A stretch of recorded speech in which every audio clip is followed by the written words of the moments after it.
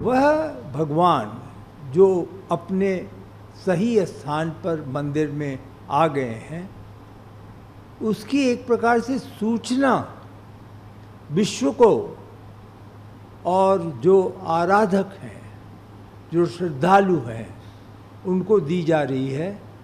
2024 में भगवान रामलला के रूप में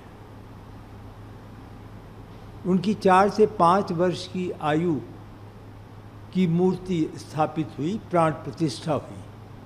अब जब निर्माण पूरा हो गया है तो उसमें प्रथम तल पर अब राम परिवार है, जो भगवान राम मर्यादा पुरुषोत्तम की सामाजिक समरसता के प्रतीक हैं, जिसमें निषाद जी की मंदिर है, सबरी माता का मंदिर है, अहिल्या जी का मंदिर है, अगस्त्य मुनि जी का मंदिर है, महर्षि वाल्मीकि जी का मंदिर है। तो ये सभी जो मंदिर हैं वो भी पूर्णता में घोषित हो गए हैं। उनकी भी अब आरती होती है प्रत्येक दिन।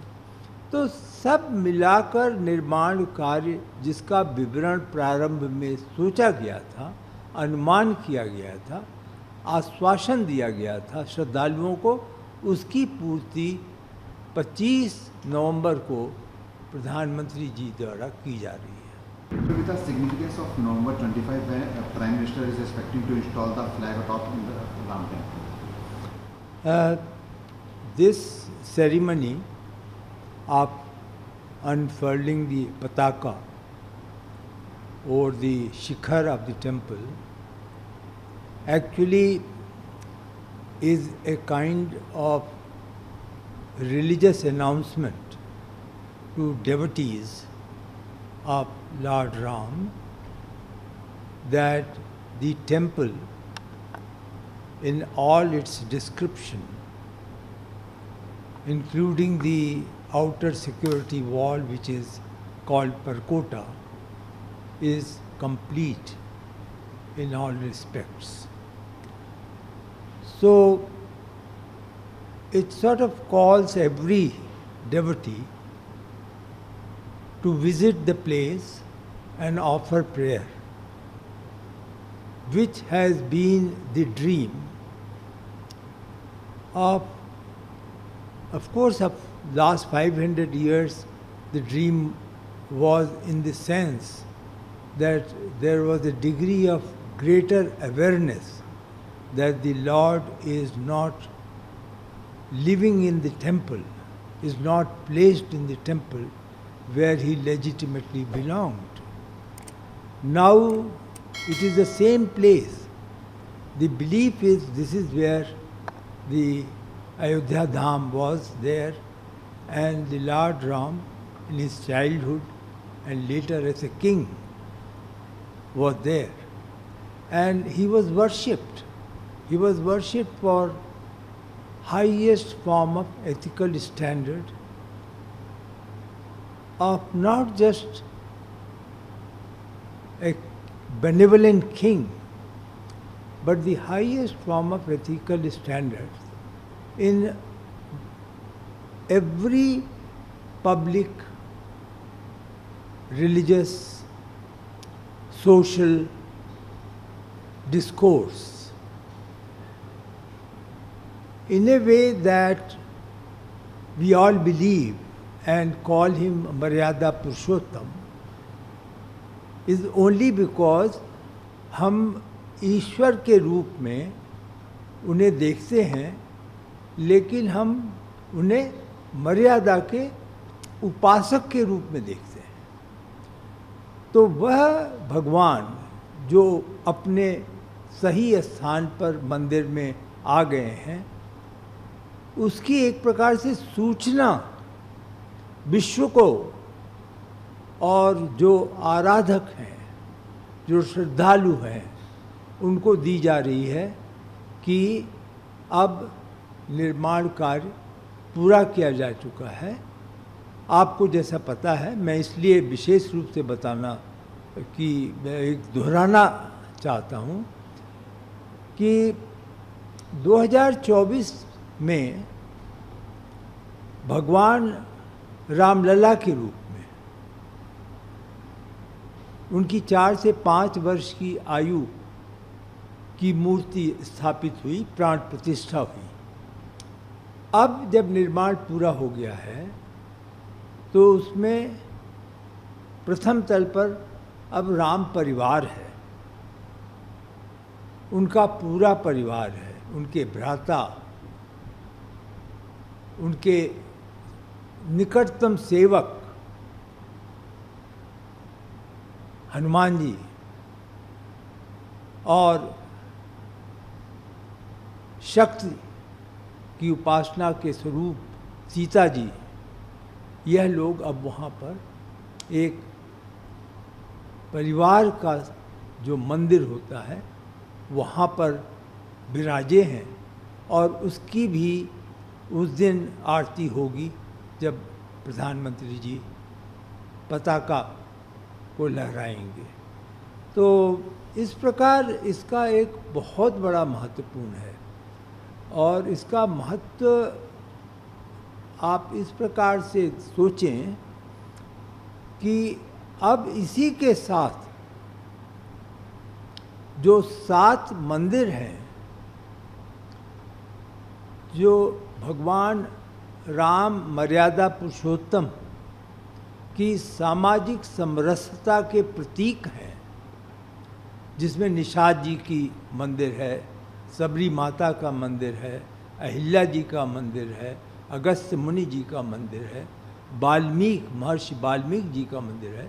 तो ये सभी जो मंदिर हैं वो भी पूर्णता में घोषित हो गए हैं, उनकी भी अब आरती होती है प्रतिदिन। तो सब मिलाकर निर्माण कार्य जिसका विवरण प्रारंभ में सोचा गया था, अनुमान किया गया था, आश्वासन दिया गया था श्रद्धालुओं को, उसकी पूर्ति 25 नवंबर को प्रधानमंत्री जी द्वारा की जा रही है।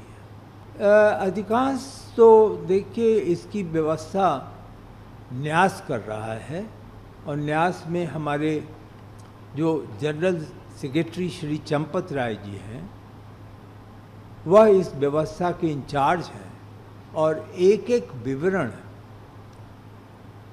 उनके समक्ष है, उनकी उंगलियों पर है, उनके कागजों में है। लेकिन मुझे यह निश्चित जानकारी है जिसे कि मैं आपके साथ साझा कर सकता हूँ, वह यह है कि मर्यादा पुरुषोत्तम की जो सामाजिक समरसता का संदेश था उसको ध्यान में रखकर अब की जो आमंत्रित किए जा रहे हैं श्रद्धालु वो यथासंभव प्रत्येक वर्ग का प्रतिनिधित्व करेंगे, क्षेत्र का प्रतिनिधित्व करेंगे। और जहाँ अयोध्या धाम नगरी पूर्वी उत्तर प्रदेश में स्थापित है तो यह भी उचित पाया गया कि ऐसे श्रद्धालु अवश्य बुलाए जाएं जिनका कि अयोध्या धाम से बड़ा निकट का संबंध था। तो ये सब मिलाकर लगभग 6 से 8 हज़ार की सूची बनाई गई है और अन्य विवरण तो उनके बारे में श्री चंपत राय जी अवगत हैं, उनकी व्यवस्था क्या होगी, सुविधा क्या होगी। लेकिन यह मुझे जानकारी है कि इन सभी लोगों को उस समय आराधना के लिए, भगवान के दर्शन के लिए और वहाँ पर मंदिर में उनको सुविधा मिले इसकी व्यवस्था की जा रही है। नहीं, ये आप इसमें आपको मैं बड़ा इसीलिए स्पष्ट कर रहा था, इसमें आप इम्पॉर्टेंट वीआईपी मत सोचिए। ये वह लोग हैं जिनको आज तक कभी बुलाया नहीं गया,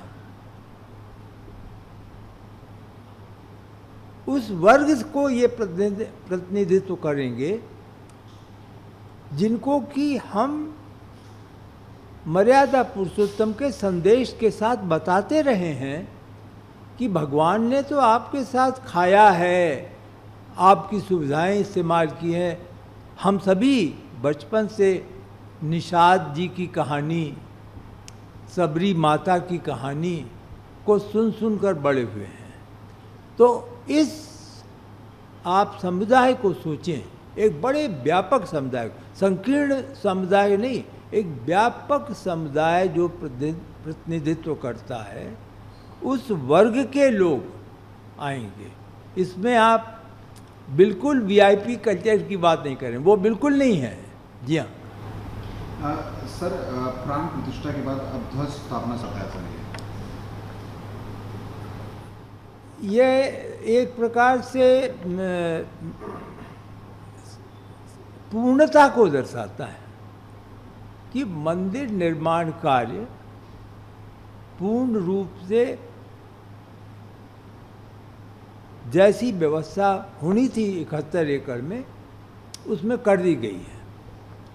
जैसे आपको मालूम है कि परकोटा, जो कि एक आउटर पेरिफेरी पर है जो निर्माण है, उस परकोटा में 6 मंदिर हैं। 7 मंदिर सामाजिक समरसता के हैं, जिसका मैंने अभी उल्लेख किया। एक विशेष मंदिर शेषावतार का है, जो कि भगवान की तरफ है। और इसके अलावा 2 ऊंचे टीलों पर एक जटायु जी की और एक गिलहरी जी की मूर्ति है, जो कि बहुत बड़ी मूर्तियां हैं, आकार उनका बहुत बड़ा है, और वह भगवान की ओर अपना ध्यान लगाकर देख रहे हैं। तो कुल मिलाकर जो विवरण था कि हम कैसा निर्माण करेंगे, उस विवरण के अनुसार इसकी पूर्णता का चरण अब समाप्त हो जाएगा। छोटी मोटी सुविधाएं तो हमेशा निर्माण कार्य चलता रहता है, वह तो लगभग मंदिरों की परंपरा रही है कि कुछ न कुछ तो बनता है, कुछ नए सिरे से बनता है, श्रद्धालुओं की आवश्यकता के अनुसार बनता है। लेकिन जहाँ तक कि एक संयोजित ढंग से निर्माण रचना करनी थी, वह दिसंबर 2025 में अब आप यूँ समझें कि वो कार्य समाप्त हो जाएगा। सर, जो भी निर्माण कार्य होगा वो दिसंबर 2025 में वो सभी छोटे मोटे मंदिर तो बन गया, वो तो 25 नवंबर को मैंने आपको स्पष्ट किया। लेकिन जो अन्य निर्माण कार्य भी हैं, जैसे उदाहरण के लिए हम यहाँ से किसी प्रकार का जो सीवेज कंट्रोल है, ज़ीरो डिस्चार्ज व्यवस्था रख रहे हैं, सफाई की दृष्टि से, स्वच्छता की दृष्टि से। तो उसकी मशीनें वगैरह सब लग जाएंगी, वो कार्य करने लगेंगी। तो इस प्रकार की जो सुविधाएं हैं, बिजली की, वाटिका, आपको ये जानकर संतोष होगा कि 71 एकड़ में 70% ग्रीन है, वाटिका है, घास है, फूल है, पौधे हैं, बड़े बड़े पेड़ हैं, जो कि रिसर्च में, अनुसंधान में निकले थे कि रामायण में जिनका उल्लेख है, वो पेड़ लगाए गए हैं यहाँ पर।